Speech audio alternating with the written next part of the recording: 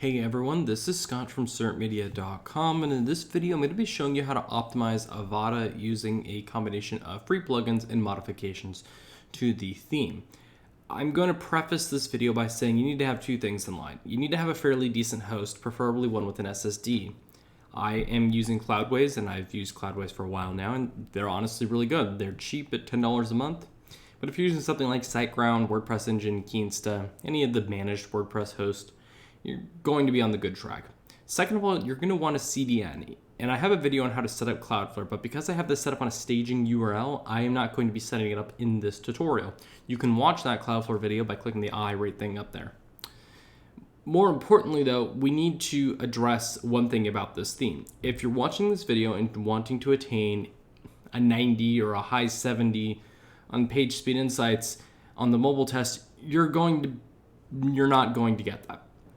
You're going to see major improvement on several fronts, but you're not going to get that.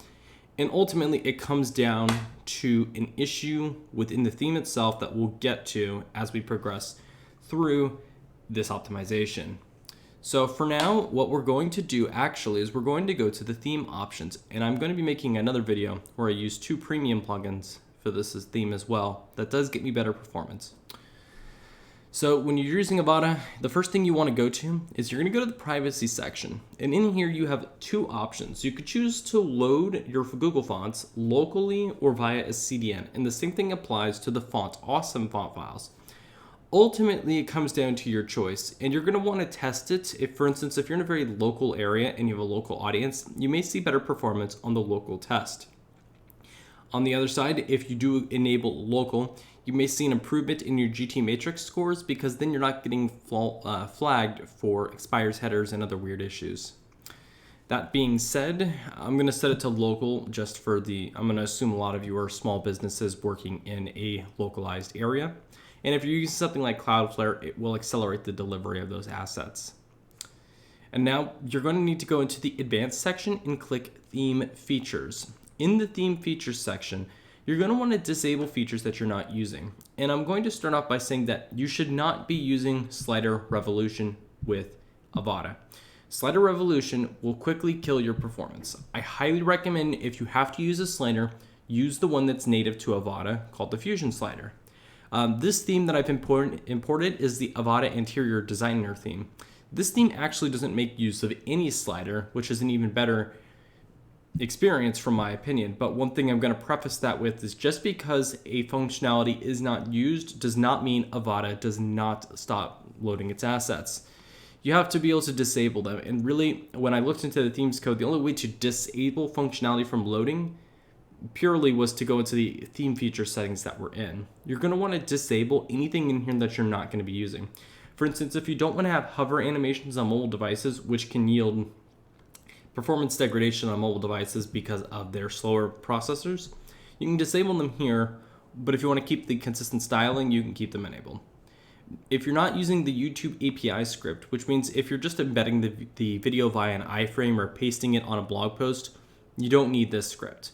But if you're using it specifically for like a pop-up into a lightbox, this theme does use the Vimeo API for its video pop-up, which is found on the video section. So I have to keep this functionality enabled, but this is going to depend on your website. But I do not need the YouTube API, so I'm going to disable it.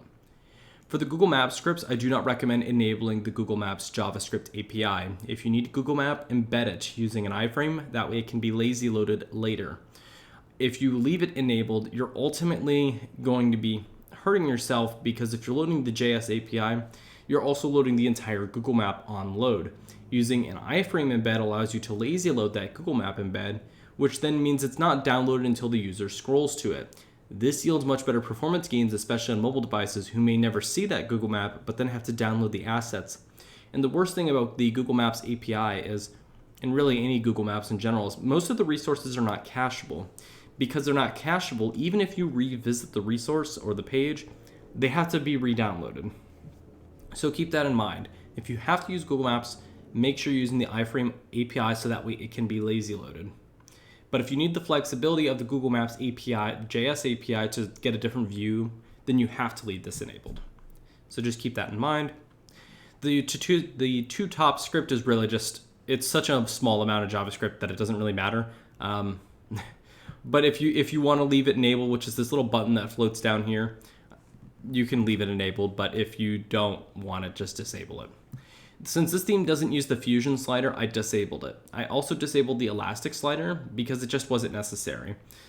And I try to avoid using sliders at all. One thing you want to do is if you're using the classic editor, make sure you disable the front end block styles, just turn them off completely.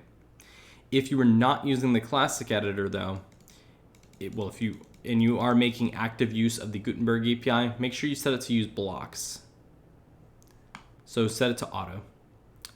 We're gonna go ahead and hit the save changes. And now we're gonna go to the actual performance settings. And we need to explain some of these settings. The WordPress JPEG quality is just WordPress by default compresses all JPEGs on upload with a varying degree of 82% as the quality. The thought is that the lower the number, the better the compression, but the lower the image quality. So you have to keep that in mind. 82 was chosen because it yielded better results than the previous default of 90 without much of a visual difference. I actually recommend you leave these first two options exactly the same. WordPress core does a really good job. Any additional image compression that you want to do, you'll want to do through a free plugin like UImage Optimizer or Robin Image Optimizer. If you're looking for a paid solution to get better lossy compression, check out ShortPixel or Imagify. But for the sake of this video, I'm just going to leave these at the default. For the enable lazy loading functionality, you're going to want to check this. And while you can use a plugin, one of the advantages of enabling it here is that it takes away some of the potential breakage. For instance, A3 Image Optimizer can break carousels in certain sliders, and the Avada lazy loading already knows to enable this. What's great too is if you're using a plugin like WP Rocket, you then get the function that's checked. So WordPress Rocket will say, oh, you have image lazy loading enabled in Avada. Well, you don't need to turn it on for us, and that prevents issues. So I highly recommend you choose it to on. Font face rendering allows you to optimize the delivery of your fonts. What it does is if you set it to swap at least the non-icon fonts, the browser will load your fonts with a system safe font, and then when the Google fonts have been downloaded, or your locally hosted fonts rather, it will then swap their styling in. So you'll get a flash of unstyled text, but the alternative is a flash of invisible text. You might be wondering which one is honestly better. The general consensus is that having unstyled text is better than invisible text, especially on sites that you have a lot of different Google fonts on. The reason for this is when you have a lot of fonts, the browser has to download each of the font files, and then it has to render the text. Until those font files are downloaded, the text remains invisible. But if you're using a system safe font as a fallback, then the system doesn't need to wait for the fonts to be downloaded, and users can begin reading your content faster. Now, you can also do swap all, which will swap icon fonts. The problem with this is while it does clear a warning in PageSpeed Insights, it doesn't do anything for the user. An icon font is commonly, in this theme's case, this little icon for the cart, or this little icon here for the watch video, or your social media icons that are in your footer. There's not a system safe font that they can be swapped to that won't impede user experience. So if you enable swap, you may get a random character that it then loads. So it'll be a very strange character because there's not a fallback font for Facebook icon. There just isn't. So you have to be careful if you enable this option. A lot of people though probably will just go ahead and enable swap all, but it would be more correct for you to just swap the non-icon fonts. If you're just looking to clear the warning, what this will do is when you swap all, it will load for Font Awesome. It will use a block as the display property. So just keep that in mind. If you use block, it's effectively the existing user experience. Other font faces that you may install, like this theme has a custom font face in there for certain icons for their different products. You need to keep that in mind as well. I believe that default behavior is swap. So just keep that in mind. Ultimately, though, it doesn't matter too much. As long as you have it set to swap non-icon fonts or swap all, you're going to be much better off. Don't leave it at block all. For emoji scripts, I disable them. Most sites are not using emojis, especially in their design, and I don't imagine that anybody's using emojis in their design if they're using Avada. Now, loading the style sheets in the footer is a bit of a complicated issue. If you load this, you will clear the warning of render blocking style sheets. However, when you also do this, you're going to have a major flash of unstyled content, and I'm going to demonstrate what actually happens. You check this to on, and we're going to go to the top of the page, and we're going to reload it. And you're going to see it for just a quick second because I have a very fast internet, and there you go. So I have a very quick internet connection and a very powerful PC, even though I'm streaming this video. And I still had a noticeable disarray of the slider and other content elements. This is the flash of unstyled content. And the reason that this happens is because the CSS for the website is now being pushed into the footer. So it's downloading and rendering the HTML, but it's not styling it to appear correctly. The more correct fix for this is to have the CSS loaded asynchronously, so just like it is, but to also inline the critical CSS. Avada does not have a built-in functionality for this. Now, plugins like WP Rocket do generate this for you, but we're using free plugins, and there's not really a good free plugin to do this. While you can create the critical CSS in Auto-Optimize, for instance, you can only set it for free on a single global scale. So you could generate your critical CSS for the home page, but then your shop page will render still weirdly as well. And your post will render even more weird because your homepage tends to look entirely different from the rest of your website. So there's not really a good solution. And even if you have a free plugin that does generate the critical CSS, Swift is one example, but that plugin has a whole other source of issues. It's not preferred to enable this option. It's just degrading your user experience, and you have to have a proper solution in place. So we're going to have this off. For CSS compiling, what this will do is it will take the humongous inline dynamic CSS that Avada generates, and it will compile it into a single file. The advantage to this is because it's in a file now, which while that does make it render blocking, it does make it cacheable. This will yield performance gains over simply leaving the giant block of inline CSS. While you will get flagged for it in tests like PageSpeed Insights, it's still much better. Now, remember back when I mentioned that what's going to hold your website back in PageSpeed Insights? This is what's holding the website back primarily. Avada does not have a decent system in place that loads the CSS on a per plugin or per shortcode basis. Now, you can disable shortcodes in the Fusion Builder. Even if you disable everything, though, of the 100 and something odd JavaScript files that Avada loads, and I think we can actually still check, we're loading still a substantial amount of CSS files, Avada doesn't have a mechanism in place to deal with the dynamic CSS, and that is a substantial amount of CSS. It's around 700 kilobytes of uncompressed CSS. For comparison, I ran a couple of tests earlier off screen last night where I was trying to see how much CSS could realistically be stripped out by disabling all those options. And when I merged them all together into a single file, it was still around 130 kilobytes. Keep in mind that I was also not loading the WooCommerce assets at that time. 130 kilobytes is about a little bit more than 50% of the total page weight of my entire website right now. This is what's killing the Avada page speed score. You can still get good GT matrix and pingdom scores, but PageSpeed Insights will not give you a passing grade because PageSpeed Insights uses a mid-tier mobile device, think of like a Motorola G5, and it uses a 3G connection. Those two limitations are going to severely impact Avada because it serves an exuberant amount of assets. And even when I got them to load asynchronously with the critical CSS and my first contentful paint time was around 1 second, you still get hold back because the mobile device CPU is just being eaten up for a solid 3 seconds just dealing with the CSS and the rendering of the page. You need to keep this in mind. Now, we're going to go ahead and enable the file compilation method. We're also going to enable the load media query files asynchronously. I feel like asynchronous is a little misleading, but as it mentions, they will be queued separately. Media queries are when you're targeting a specific screen size. So if you're targeting mobile devices, you may target a 650 as the width of the screen, and then you'll have custom CSS for only that device. This will increase the number of files that are being loaded on the page. As you can see, I now have like 20 odd CSS files.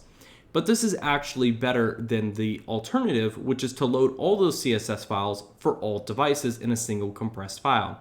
Because of the media query, the CSS files will only load for the device type that they match.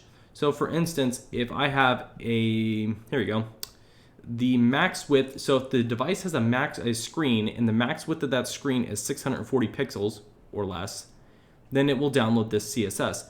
My screen right now, I have it set to 1920 by 1080 for the sake of recording. I would not download this CSS. Until my screen is set to that resolution as the max width, I will not have to download that. So this makes the total amount of CSS delivered smaller because it's only downloading it for the media query that it fits. This was a very clever fix. I wish that they did it for more of their CSS in the shortcodes, but you can't have everything. Well, you can, but it requires a lot of development and some good tricks to reduce that total payload.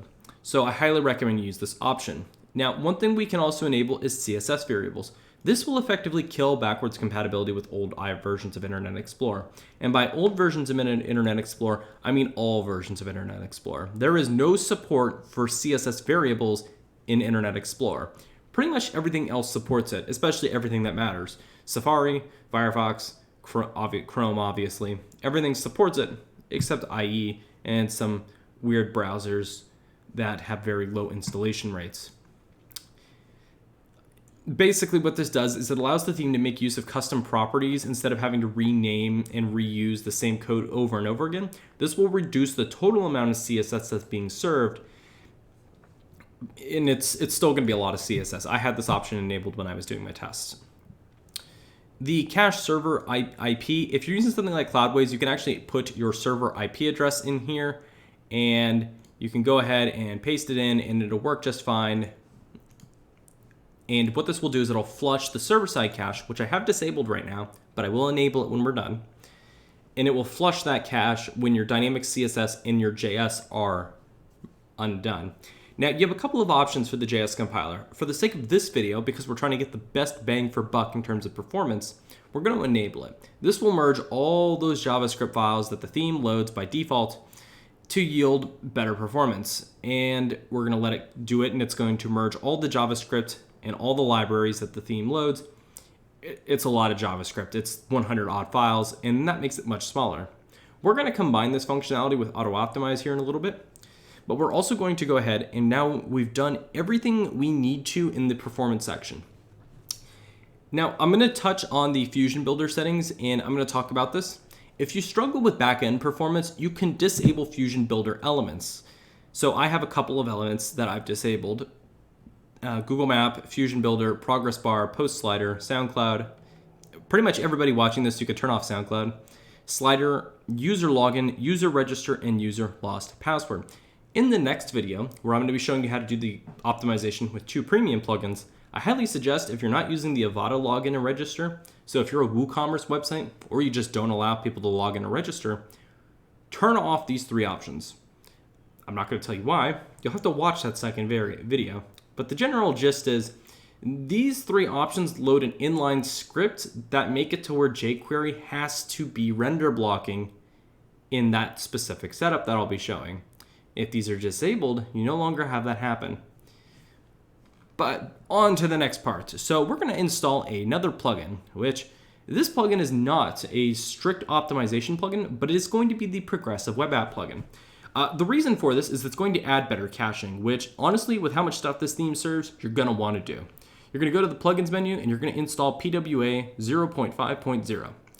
Then you're going to go to your theme options panel. Once again, we were just here.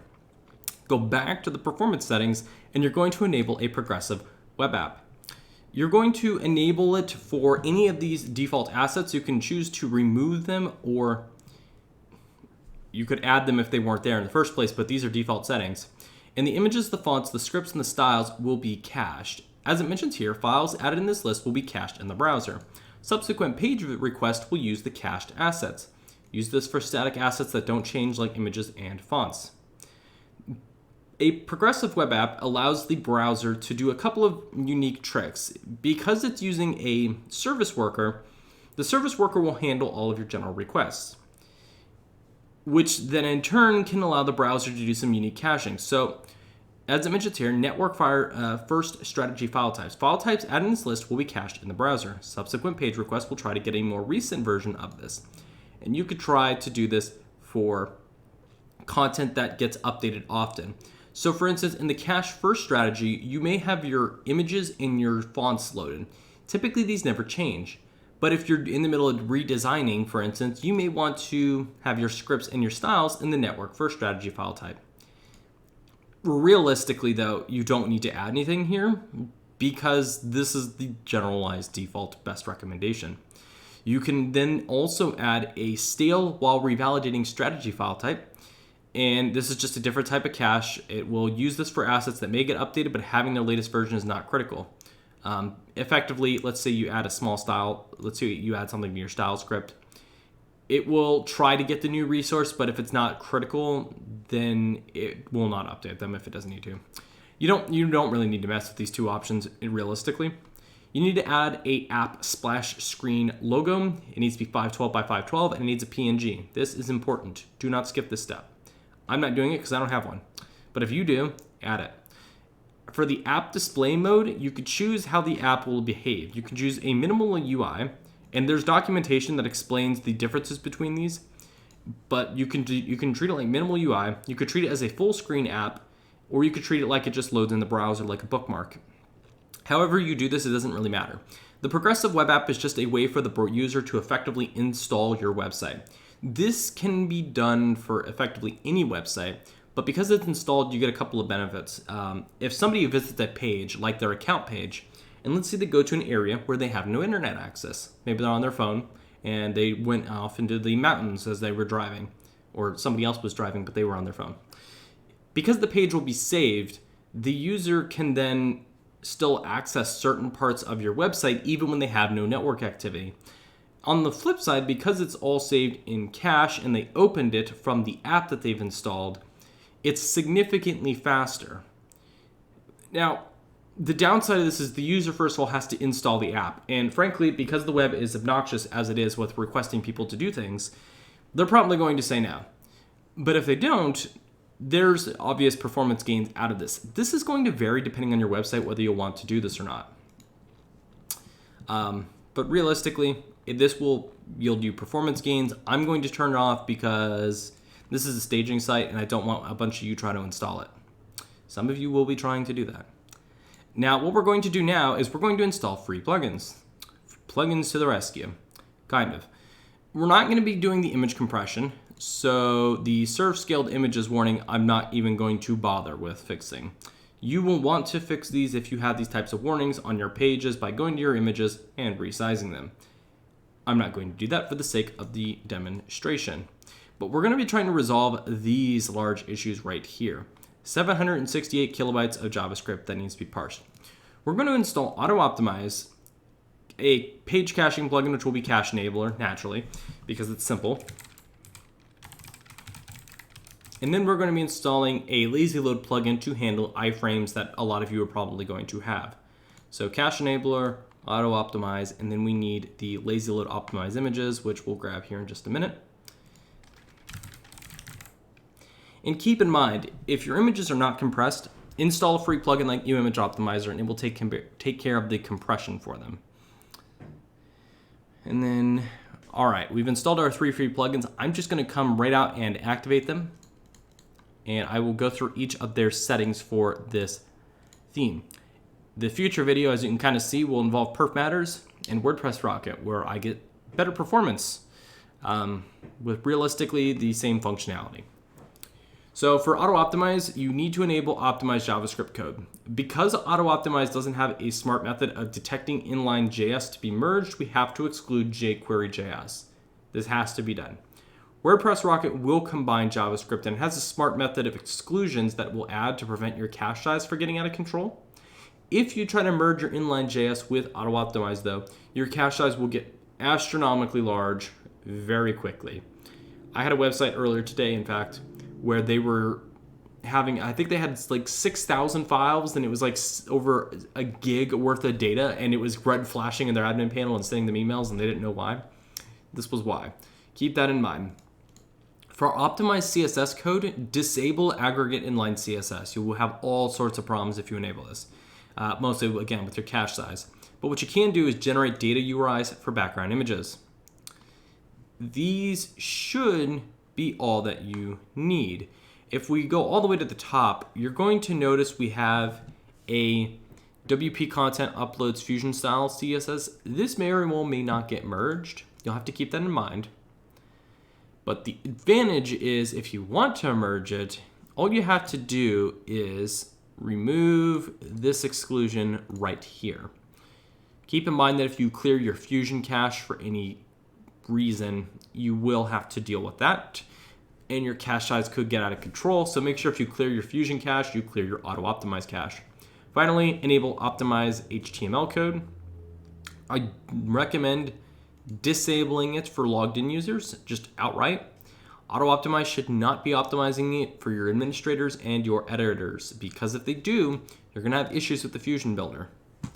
You could choose to optimize your shop and checkout page if you're on WooCommerce. I'm not going to do that because I don't actively use the site for WooCommerce, and even though it's installed, it's just not worth the time. For images, we can go ahead and make sure none of these options are enabled. You could try using the optimize images functionality, but to do it, you have to sign up to receive their credits with ShortPixel. This is basically just ShortPixel adaptive images in a pretty wrapper. Don't enable this if you don't have ShortPixel. For critical CSS, this is the premium feature, but this will resolve the fundamental issues with your critical CSS generation. If you are willing to pay, go ahead and give it a shot. CriticalCSS.com is, I believe that the developer of Avada Optimize is either working with that developer or just integrated the API. This was originally developed by the developer who created a free critical CSS generation tool, and I believe Auto Optimize did some work with them. But either way, it's $2 a month. If you want to go ahead and give it a shot, you may, but we're only doing the free stuff because that's what most people like to do, is get the best bang for their buck. For Google Fonts, do not touch any of these options. You do not need them.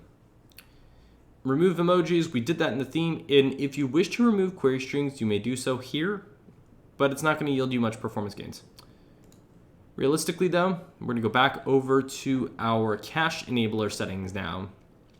For cache enabler, set your cache expiry to 10 hours. The theme uses a lot of nonces for a lot of widgets, and you're going to want to make sure that they clear at least every 10 hours because nonces have a default lifespan of 12 hours. You're going to clear the cache if any plugin has been upgraded. Avada, because of the way that it seems to update its Fusion Core and Fusion Builder plugins, if you do not check this, the cache doesn't get cleared, at least from my experience. So I always recommend that you force it to clear with that method. You can create a pre-compressed page. I recommend you do this. And then you could choose, depending on how your site is built, to clear the complete cache if a new post has been published. Since this is typically a business-focused theme, it shouldn't really matter, but you can. And the one thing I do recommend is that you can include pages that do not need to be cached. Check your account pages and your cart pages in here just to make sure that they are properly excluded. Do not check any of the minification details. They are not going to work well with, it's not going to work well with Auto Optimize. And I found that when you enabled the JS minify, you got some weird errors from my experience. And then that's why I just don't want to bother using it. And Auto Optimize just doesn't minify the JS, so it's less prone to error. Finally, in this plugin, you really only need to enable iframes in videos. If you wish to replace the YouTube videos with a thumbnail, you may do so here. From my experience, it's really not necessary, but if you wish to, you may do so. If you have a YouTube video that's above the fold, so it's going to always be downloaded on the initial load, and you want to improve your performance of that page, check this option. But if you're only slapping it in your blog post, like halfway down the post as a type of documentation or reference point, you don't really need it. It's also going to come down to your personal preference of whether you want the iframe to just load in or you want it to also be loaded on click. Some people don't like on click effects and they just want the content to load like it always has. That is your personal preference though. I will enable it because I think they look just fine. And it's probably for the people who are not watching and just listening, you'll know to click it. Okay, we've done effectively all the essentials. Make sure you compress you resize your images that this plugin, that GT Matrix warns you about. We're now going to go back and we are going to turn on our handy dandy Varnish Cache as well. We're going to go ahead and let Varnish enable in the Cloudways panel. We're going to run another test. Having Varnish will reduce your TTFB. That's in all honesty why I enabled it. And even though we use Cache Enabler, they can work together. And we should be able to see a nice improvement to our performance. We're going to get flagged for the oversized images, which if you remove that, you should get an A after it. Maybe we'll fix it real quick since we're already here. Let's see, this is the image that's getting flagged. So we're up to a 3.8 fully loaded time from 5.7 and our page size was 4.5.2. Now it's 3.26. Our request count was 168 and now it's 48. If your server, my server on the staging URLs is not supported for font WAF URLs to be cached, your server will not have this issue. But this is the setup that my staging sites have because I was playing around with the Google fonts yesterday and they kept getting cached and I didn't want to deal with that. Anyway, though, you can also resize your images, and then once this warning is cleared, you'll have an A. If you want a quick proof of the warning going away, I'll resize them real quick. The width is supposed to be 610. You can use the WordPress.com API to easily resize images. You will have some image quality reduction, but we can easily deal with that by just not caring. It's very much something that doesn't matter too much, but you can easily just resize them via WordPress.com. We know our width attribute and we want them to scale to be the exact same aspect ratio. So all I need to do is, here it is. We're going to edit the image. We're going to remove the image. We're going to add a new image. This was the one with the chair. So we want it to be this image. We're going to upload it. This will give us an A, and it reduced the file size dramatically. One thing that's cool about the Avada Fusion Builder is you can set your image size from the WordPress generated attachment sizes here. I don't need to do this for this though, so we're not going to worry about it. And then this image was that first image that I resized. And after we do this, it should yield us a very solid and nice A. Honestly, you're not going to get much better performance out of Avada after you make these changes because you're just going to get a lot of bloat. You'll get some better performance if you go ahead and use the premium plugins that I have suggested, but I will make a video on those. But even then, it's not a noticeable improvement on PageSpeed Insights, but for real world usage, you do see a major improvement. For the devs, honestly, what they need to do is just optimize their delivery. The large 700 kilobytes of dynamic inline CSS is just too much for the average mobile browser to handle. All right, so while that's processing, we're going to make sure that it loads correctly. The warning is cleared, and then once that warning is cleared, we'll run our final PageSpeed Insights. If you guys do have questions, you can feel free to ask in the console. I have a lot of personal experience using Avada. I have a lot of clients that use Avada. There's your solid A score that you all came for, except for that browser cache warning, which I'm going to ignore because I don't want to fix it right now. But we have one JavaScript file that is deferred. We have some images that we can compress. Make sure you use UImage Optimizer. If we added a CDN, like the Cloudflare CDN, the redelivery speed of these assets would be faster, but in all honesty, it's not that bad compared to what it was. If we run it again, we'll probably get a slightly faster response. We'll go ahead and run this. It had a 23 before, and we're expecting some solid improvement. Honestly, the best thing you guys can do, though, to get some of the performance issues hammered out is just to mention it to the devs. I tweeted at them, and I don't have enough clout to get a response. But if I did, then I would really share what they told me. So here we go. We're getting flagged for the CSS being render blocking 205 kilobytes of merged compressed CSS. That is what really kills this theme's mobile performance. If you're curious about how PageSpeed Insights works, a brief overview is nothing in the opportunities actually matters. For your score going down, these are suggestions that could yield performance gains. It also says images should be served as WebP. I agree with that assessment. If I had the time, I would go ahead and fix it. Reduce JavaScript, that's normal. And we have these Google fonts that it wants to have that cache policy, but what really matters is ultimately the main thread. The main thread is the CPU of the mobile device and how much work it has to do. 2,000 milliseconds is around 2 seconds.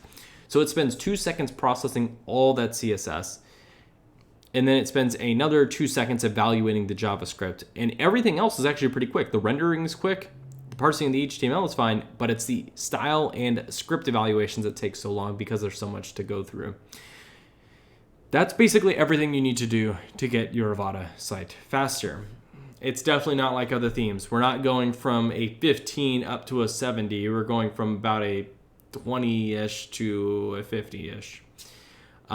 If you have any questions about your specific site or you run into issues, please feel free to ask in the comments below. I will try to help you out the best I can. Remember, every site is different. Make sure to like, make sure to subscribe, and I'll see you in the next one.